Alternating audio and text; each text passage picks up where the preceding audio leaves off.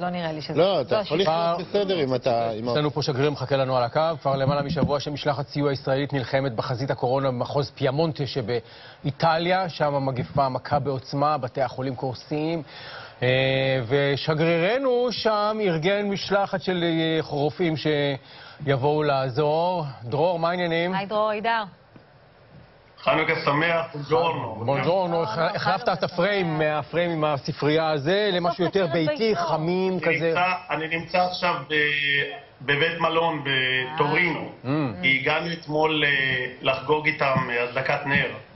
הדלקנו נר יחד עם כל הקהילה, עם המשלחת, משלחת של 21 אנשי צוות מבית החולים שיבא, רופאים ורופאות, אחים ואחיות, אנשים אמיצים, מתוקים, עם רוח טובה שבאו לעזור פה לאיטלקים, לצוותי הרפואה שקרסו מעבודה, והדלקנו נר יחד איתם ויחד עם המשה, עם נשיא המחוז וגם עם ראש הממשלה ורעייתו שהצטרפו אלינו מישראל. היה נהדר, פשוט מרגש. אבל רגע, על מה אנחנו מדברים כשאנחנו מדברים על הגל שמכה שוב באיטליה? אנחנו מדברים על שידור חוזר של הגל הראשון?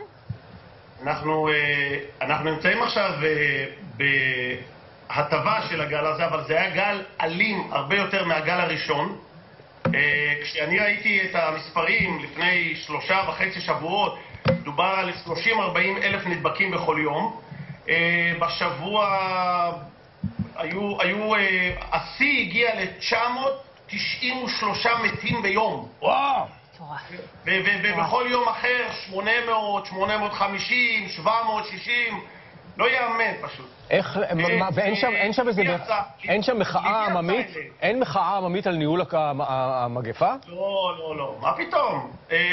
הם בוגרי הטראומה של הגל הראשון, הם משתדלים. תשמע, ליבי יצא אליהם, וזכרתי שבמאי רצינו גם לארגן משלחת ללומברדיה, ולא הצלחנו. אז מיד התקשרתי לנשיא מחוז פיאמונטה, עיר הבירה היא טורינו, ושאלתי אותו אם הם זקוקים לעזרה. הוא מאוד שמח, והוא אמר שהם זקוקים לאנשים, לרופאים, לאחיות של טיפול נמרץ וכן הלאה, ולא למכשירים או חומרי רפואה. ואז... אבל גם אצלנו, דרור, המצב קשה. מה, אתה לוקח מתוך... לא. מהמחלקות שלנו אתה מתן למחלקות שלהם? ברוך השם, אין 800 מתים ביום. מה פתאום? שום דבר. גם עכשיו, קודם כל זה היה לפני כמה שבועות שישראל הייתה במצב טוב, רק יצאה מהסגר, ואז ניצלנו את חלון ההזדמנות. התקשרתי לשר הבריאות יולי אדלשטיין, והוא היה מאוד חיובי בעניין.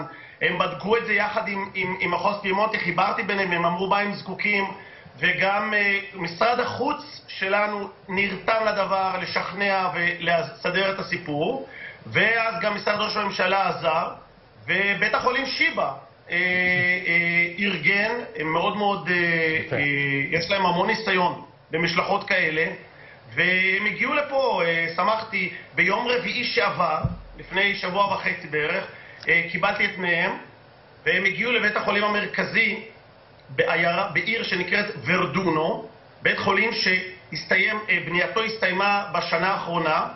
הוא נקרא על שם מיקלה ופייטרו פררו. אתם מכירים את השוקולדים האלה של פררו? אני לא מכיר. המפעל נמצא שם, הם תרמו 50 מיליון אירו חלק מהכסף שנבנה, בית מקדש, בית חולים, אמרתי בית מקדש. בוא נראה קטע מתוך שהיה אתמול, בבקשה. ברוך אתה אדוני, אלוהינו מלך העולם, אשר קידשנו במצוותיו, וציוונו להדליק נר של חנוכה.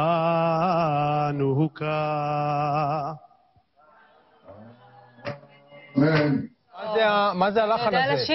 אנחנו יודעים שהוא יודע לשיר, הוא מופיע כזמר, אבל מה זה הלחן הזה? אנחנו לא מאשרים את הלחן הזה לשימוש. אתה רוצה לשמוע? אני זוכר, קודם כל, אבי, זיכרונו לברכה, היה החזן הראשי, אז ככה זה בגנים. אבל כשהייתי... כן.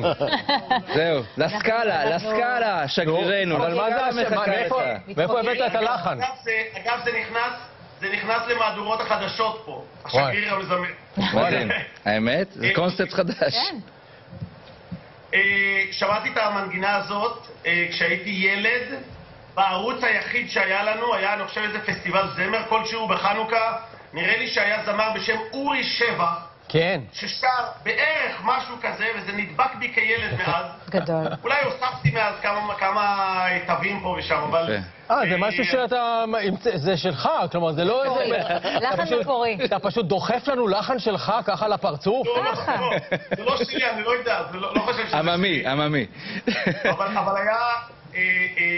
אני יכול לומר שגם אמרתי להם, אז זו נקודה מאוד חשובה, אמרתי להם שאנחנו באנו לעזור גם בתוך חברות לעם האיטלקי הנהדר שהיה בשעת צרה, להושיט יד לחברים, אבל אמרתי להם שזה גם נובע מהציווי המקראי, העתיק, לא תעמוד על דם רעך, שחכמים לימדו אותנו שאם אנחנו רואים אדם טובע או נמצא בצרה, אנחנו לא יכולים לעמוד מנגד, אלא חייבים להתערב, להציל אותו, להציל את החיים. חוץ מזה שאתה השגריר המזמר שם בחדשות, יש הד לנתינה הישראלית או שזה עבר? כן.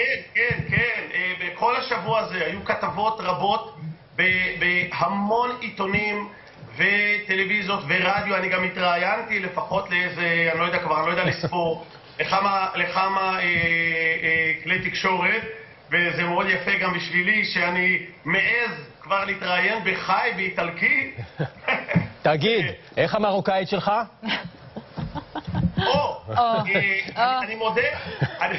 אני מודה שהם עלו, אני לא ידעתי שכבר הרווחנו עוד הסכם שלום עם מרוקו, אז לא יכולתי לברך את ראש הממשלה על זה, ברכתי אותו על החיסונים שהגיעו, ואנחנו עוברים, ישראל עוברת את איטליה, כי כשהגיע שר החוץ הגיע לישראל, שר החוץ האיטלקי, אנחנו ביקשנו ממנו אם הוא יכול לעזור לנו עם חיסונים של אסטרהזניקה, לתת לנו קצת, ועכשיו מסתבר שהגלגל יתהפך, ואנחנו מקדימים גם את איטליה. אני מקווה שגם פה יתחילו להתחסן באמצע ינואר. עכשיו אנחנו בחנוכה ועוד מעט גם חג המולד שלהם, והם עדיין בחג המולד סגורים. כן. וצריך לדעת שגם מקדם ההדבקה שלהם הוא ירד כבר מתחת לאחד, אז זה אומר שבעוד כמה שבועות המצב יהיה ממש טוב, אני מקווה. בעזרת. שגרירנו, אנחנו צריכים לעצור כאן. אבל עדיין המצב בישראל יותר טוב. ברוך השם, ברוך השם. מאחלים לך חג השגריר, הדוקטור, הדרור, היידר. המזמר. בדף בפייסבוק תוכלו לראות את כל הפרטים. יאללה. תודה. תודה, דרור, חג שמח, שבת שלום. ארריבדרצ'י. ארריבדרצ'י. אמבסדורה. שלום, שלום. הוא כותב...